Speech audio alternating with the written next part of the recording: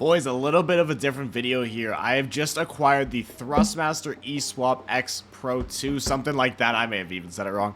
But we're going to do a little bit of a review, talk about what I do like, what I don't like, if I think it's worth purchasing, and overall if I think it's the best controller for Xbox. Let's get into it. Now, first off, I will say this video is not sponsored, it's not paid for, this is all my own opinion. It's going to be broken down. Let's talk about equipment first off.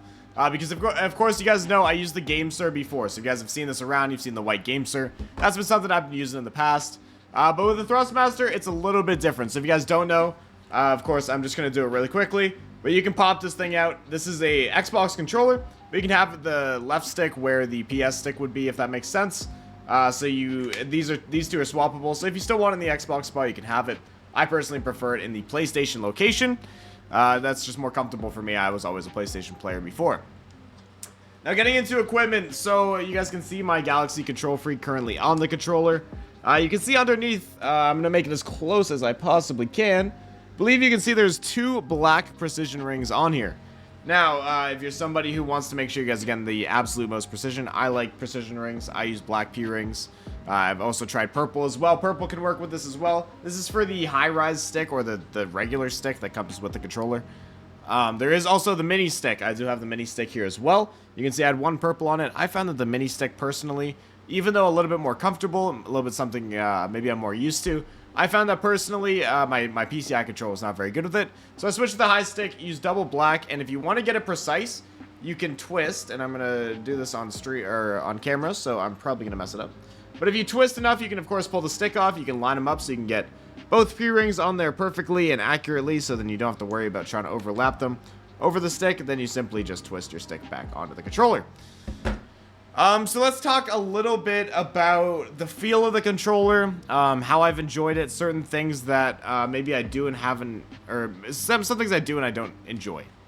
Now, something I've experienced, and I haven't really talked to enough people about it, and again, this is all based off personal opinion, experiences I've had, so it could be different between every controller.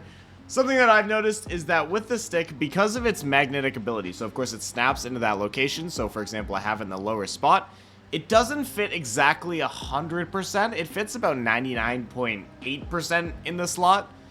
So something that I've noticed and something that I've had to do, and I don't currently have it on the controller, but I have been doing it, is I've been taping it down.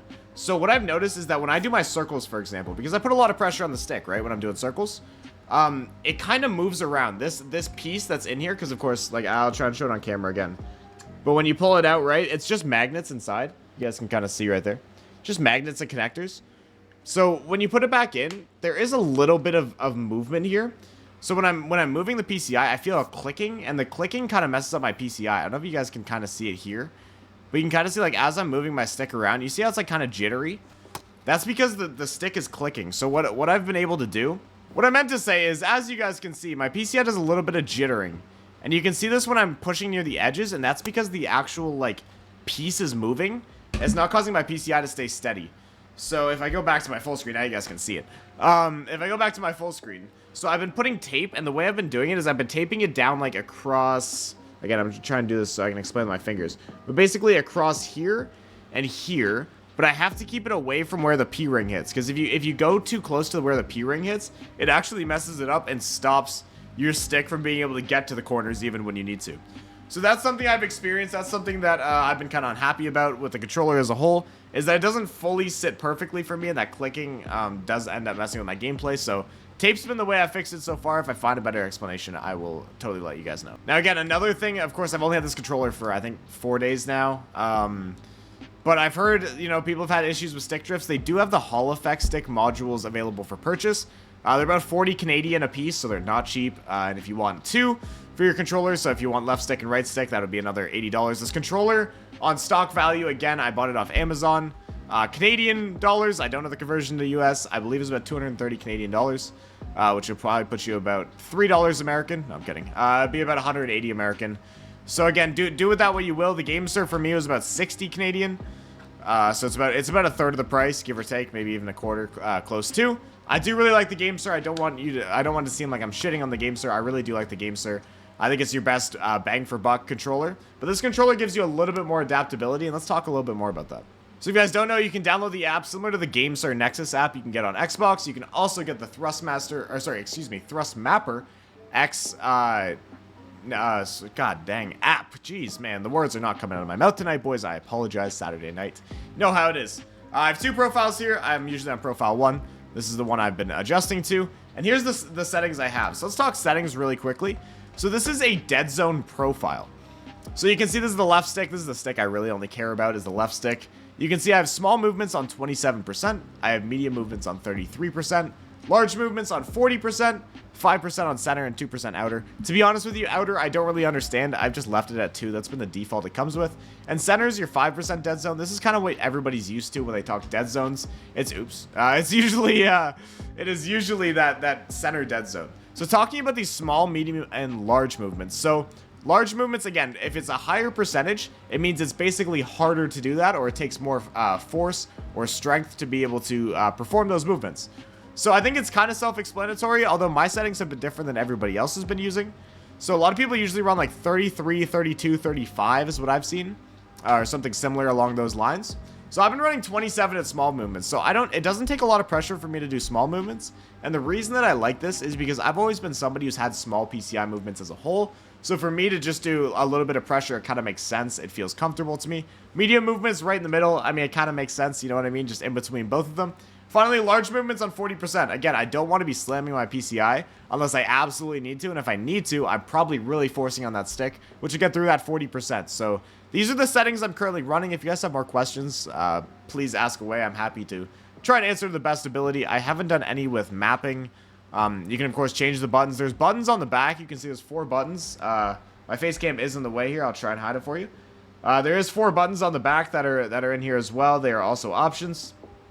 I'm just not a big back button guy. I find I press them accidentally, so they usually mess me up. So that's kind of the setup. Again, double black P-ring. I have my Galaxy Control Freak on there. And that's my sensitivity settings. So if I hop into a game here, and again, I don't have it taped down, so my PCI might be a little jittery, but this is kind of how it looks. You can see my PCI is like relatively within the zone. It's a little bit snappier once you get to the edges because, again, it takes that 40% to really get to the edge. So it takes quite a bit for me to get to the edge. I'm usually pretty comfortable around the middle. I can't really do a hand cam. I know people have kind of asked about that. Maybe in the future I can. I'd kind of show you my controller, but again, like, I mean, it's pretty simple, right? It's still the PCI, it's still moving around, all that stuff. So that's kind of the setup I'm running with the Thrustmaster here. Again, there's a couple different Thrustmasters you could have as well. There's the Heart controller as well. So another option, another variation. I only have the eSwap because I like having the stick, again, where you can put it in the PS one, the Heart one, you cannot move the stick for. So when overall worth, of course, I did this video on the Edge as well, if you guys haven't checked that out. It was posted a while ago, but I still stand by most of the stuff I did say in the video. So the Edge video is still out there. When it comes to overall worth and whether I think this controller is worth it, you know, it's really hard for me to justify spending the essential price of 4 GameSirs on this controller. I do like the controller. I think the comfort level is there. The response time feels about the same. I honestly don't notice a difference between the GameSir and the Thrustmaster. So I mean, it's good. I don't know if it's like that next level. I don't think that it's doing anything that's going to make me an insane player. Again, I love that the PCI can feel a little bit more comfortable in that bottom left, but yeah, I don't know. Unless you're really somebody who really doesn't like the GameSir and you've tried the PowerA and you've gone through kind of the cheaper models of controllers and gone, man, I really don't like these. Maybe then you want to make the upgrade. But yeah, it's, you know, the customization is really cool. I like the app. I think it's cool. It's a little bit buggy. The app oftentimes doesn't work or crashes. So I'm not a huge fan of the actual functionality of the app, but I do like the processes through the app. But yeah, I don't know if I can justify truly that you need to spend the money on this. Again, it feels very fragile. Before I end out, I'll kind of talk about that. I've heard a lot of people say if you drop it, you're crap out of luck. You know, a lot of it doesn't feel super. The mouse click buttons are cool, but like a lot of the stuff feels pretty cheap and very like soft plasticky, if I can put it that way. It feels like things will break. I'm hoping they don't. Only time will tell on that one. But yeah, I really can't. I can't justify it being over the GameSir. I still think the GameSir is going to be your best option. I would stick with the GameSir. But if you're looking for change, the Thrustmaster's there too. That's why I made this video. A lot of me yapping as per, but boys, if you guys enjoyed this video, make sure you guys hit that like button, that subscribe button. come follow me on Twitch, man. I'm live over there all the time. We're playing some Weekend League right now, so make sure you guys go check it out. And boys, I appreciate you guys. I hope you guys enjoyed this video. If you have any questions, leave them in the comments. I'll catch you guys later. Peace.